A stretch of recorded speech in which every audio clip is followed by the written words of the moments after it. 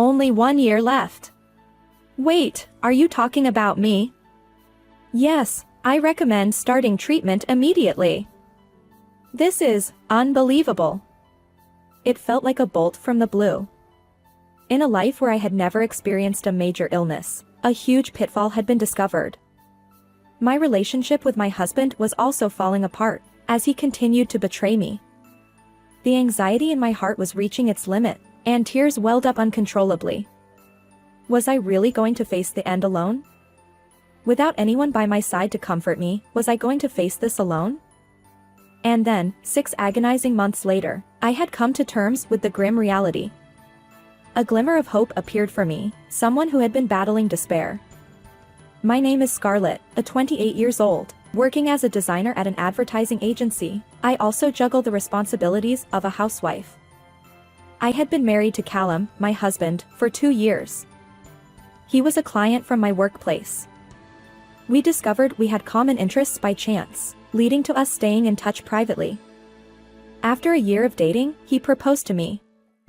I had always dreamed of building a family, so I gladly accepted his proposal. I want to be your wife too. I want us to be together forever. Me too, Scout. Let's make sure we're always happy together. Yes. And so, with our vows of love, we got married. However, even though we were only in our 2nd year of marriage, our relationship as a couple was far from ideal. It all started about 6 months ago, I suppose. It was all triggered by a sudden visit from my younger sister, Nadia. She had always been the type who couldn't stand not being the center of attention.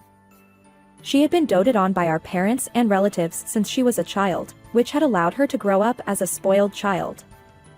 Because of this, even when she entered middle school and high school, she would throw tantrums when things didn't go her way, and she'd spew insults at those around her. Her promiscuity had also become more pronounced, and she had undergone 2 abortions. As expected, even our parents couldn't tolerate this, and there was a time when they joined me in giving her a stern talking to. Hey, Nadia. If you keep living like this, you'll lose your mind someday, I said, trying to reason with her. In response, she casually mocked me, saying, "Huh? Seriously? Are you trying to act like a big sister or something? That's not what I mean. I'm just worried. If something were to happen to you, before it's too late." You're hilarious. Can you not be so annoying? It's none of your business. She laughed, making fun of my concern. With a mocking laugh and heartless words, she seemed unfazed. Our parents couldn't tolerate this anymore and took turns raising their voices. Hey, Nadia. What's with that attitude? He is right. Your sister is genuinely worried about you. Huh? I never asked for your concern, seriously. You. That's no way to talk, is it? That's right. It's too late to be concerned after something happens, isn't it? Please, take better care of yourself. Shut up. It's my life. You have no right to tell me what to do. You're just crappy parents. Shut your mouth and keep quiet. What? Your attitude isn't something acceptable. This is terrible. Why would you say such things? The argument continued, and eventually, Nadia left the house. She probably moved from one man's place to another at the time. I haven't seen her since then, and after marrying Callum, I also left my parents' home. My first encounter with her in several years took place in the apartment where I lived with Callum. I'm not sure how she found out, but she suddenly paid us a visit about a year after we got married. It's been a while, big sis, she said. Nadia. Why are you here? I asked. Anyway, let me in. It's raining outside. I can't. My husband is here. Huh? Your little sister has nowhere to go, and is in a bind. It's fine, isn't it, for just a little while? She forced her way in and made herself comfortable in the living room.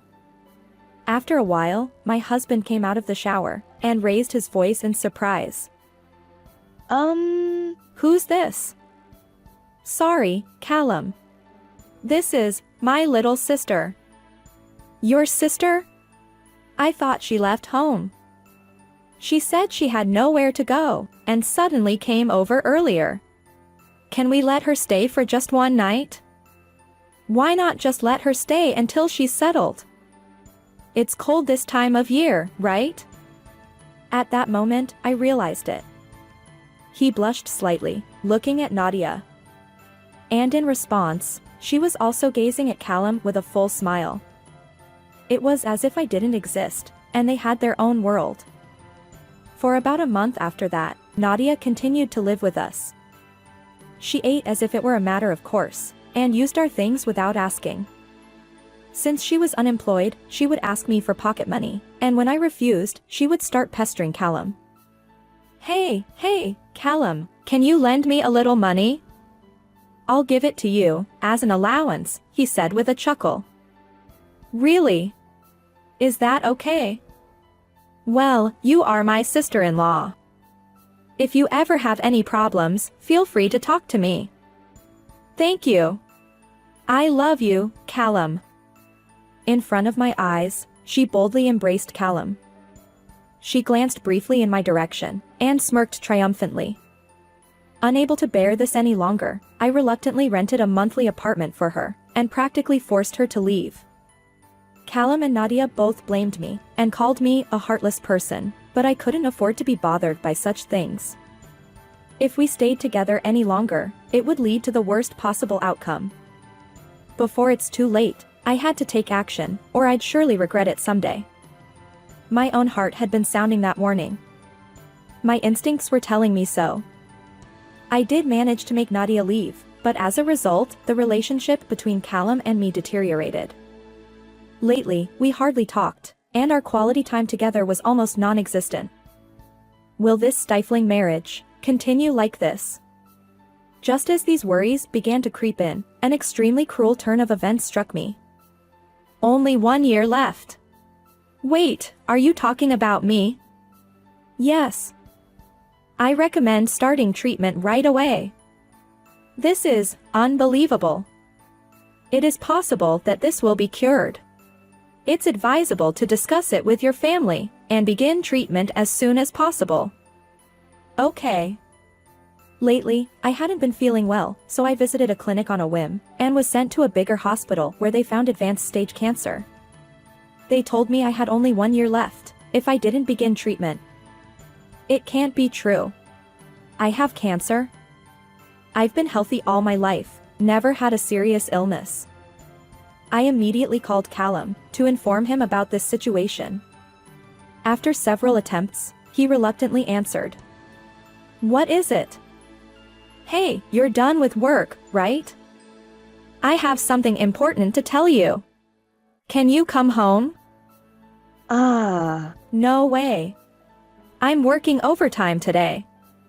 Again. Please, it's really important. You're being persistent. I told you it's not possible. Even if you say it's important, it's probably not a big deal. Not a big deal. I've been diagnosed with cancer. They say I have only 1 year left.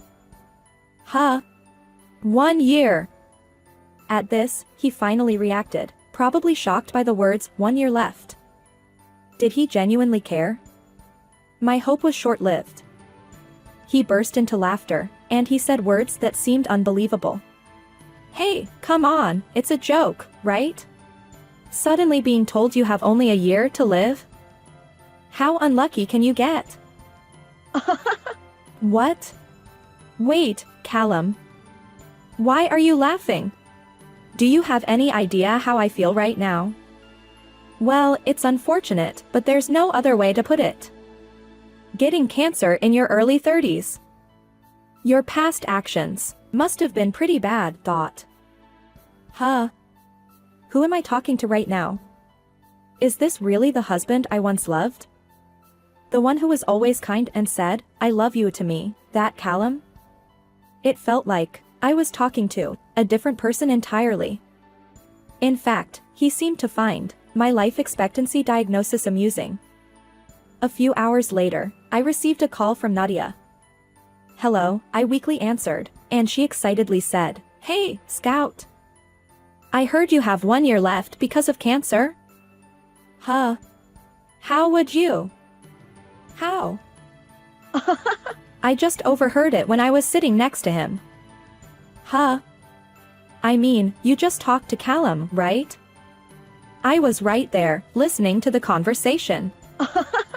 What? Why are you two together? Honestly, I knew the answer to that question without even asking it. But I just couldn't bring myself to acknowledge the fact that Nadia had stolen my husband. The reality was far more cruel than I had imagined. Scout, you didn't even realize? Since you kicked me out of the house, I've been dating him the whole time.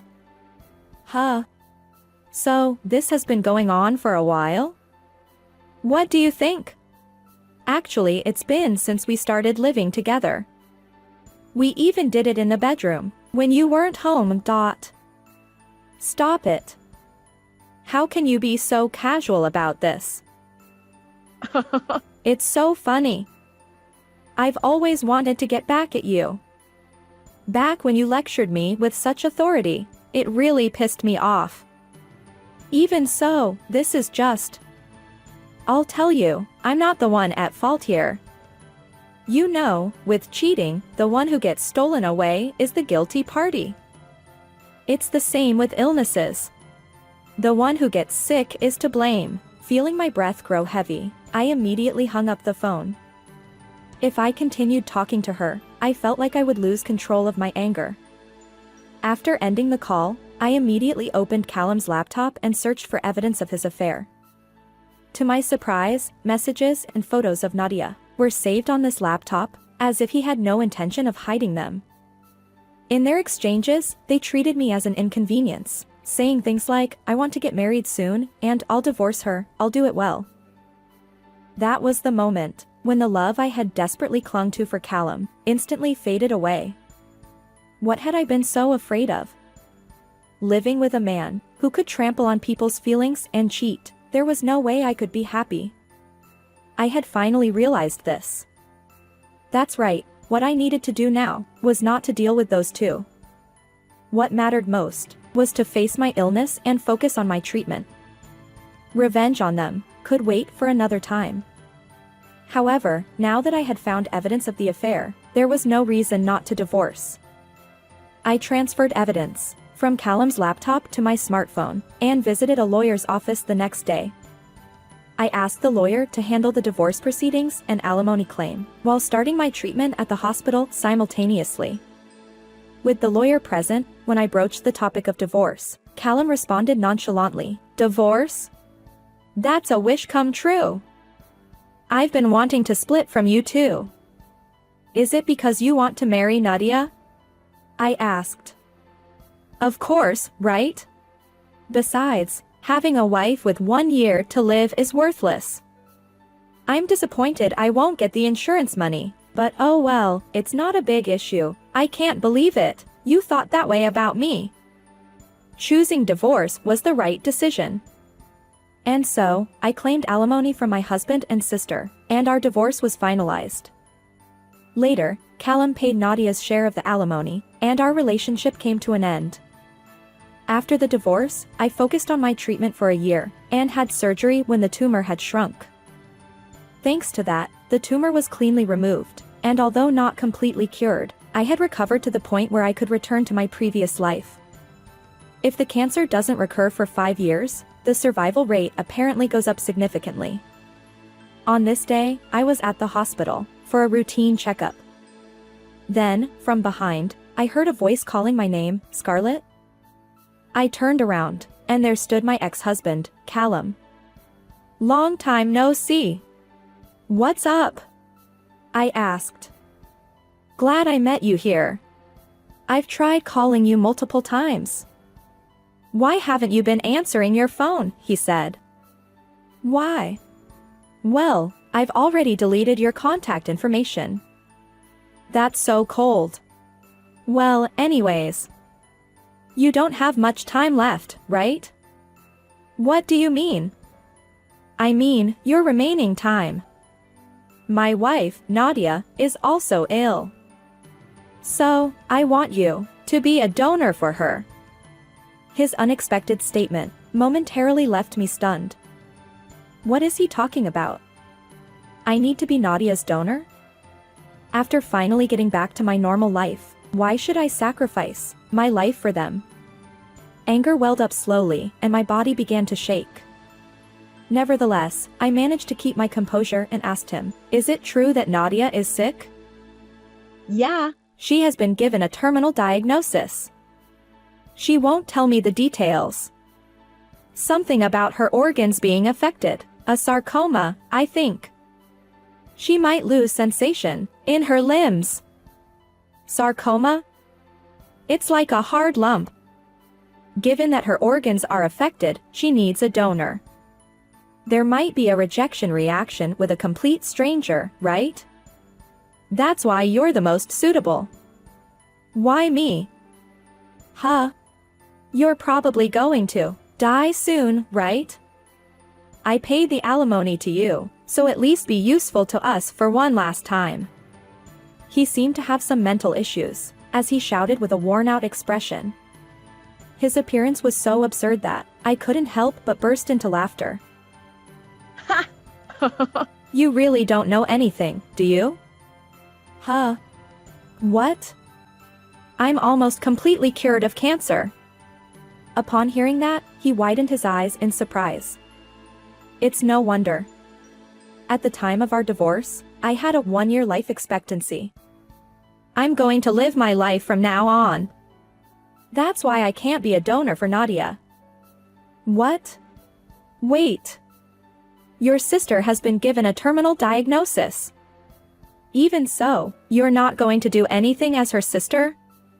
Why would I have to harm my own body, for the sake of those two treacherous jerks? Wait. Callum stared at me, as if he was about to lunge at me any moment. I took this opportunity to inform him of a certain fact. You seem like you don't know, so I'll tell you. The reason Nadia is in this situation is entirely because of her past actions. Past actions? What did she do? You really don't know, huh? She had relationships with dozens of men, and had 2 abortions. As a result, she got sick, and had to go to the hospital several times. You mean, it's a sexual disease? Well, at that time, I forcefully took her to the hospital. But she probably let all sorts of diseases run wild afterward, so that's likely why it turned out like this. Too bad. Is Nadia really such a filthy woman? She might have been a cute little sister of mine, and a second wife to you. But deep down, she's always been that kind of woman. I bet she's still involved with other men, other than you. He blatantly lost his composure, clutched his head, and collapsed on the spot. In a small voice, he muttered, "Please help me." Without any mercy, I retorted, "Help me? How can you even say that to me? Have you forgotten what you did? You cheated on me, betrayed me, and abandoned your terminally ill wife. Do you understand how cruel that is? I'm sorry. I apologize, so please forgive me. I'll never forgive you. Neither you nor Nadia will be forgiven. You both brought this on yourselves by belittling people, and only thinking about your desires. No matter what happens, I won't help you. You both deserve this, you scum." Leaving him behind, sobbing uncontrollably, I walked away from the hospital. It was finally the moment I had sought for revenge against them. Afterward, Nadia lost sensation in her limbs, and became unable to move freely. She has been in and out of the hospital, and I heard she is bedridden both at the hospital and at home. Finding a donor has proven difficult, and if this continues, the worst-case scenario is anticipated. Callum, in order to care for Nadia, switched to reduced working hours at his job, and has increased the number of unexcused absences lately. He's facing criticism from his superiors and colleagues, and his position at work is precarious. Furthermore, he has no savings left, due to the alimony he had to pay. Currently, he's working multiple part-time night jobs during his free time, and he's also in a miserable state. It's truly a case of reaping what he sowed. As for me, I recently returned to my job that I had taken a leave of absence from work during my treatment. I've now rented a slightly more expensive apartment near my workplace, and am able to spend my days in a better environment. When I received my terminal diagnosis and discovered my ex-husband's affair, I felt utterly hopeless about life. But by confronting those challenges, I've become the person I am today. I will continue to believe in my own strength, and work diligently for a better life.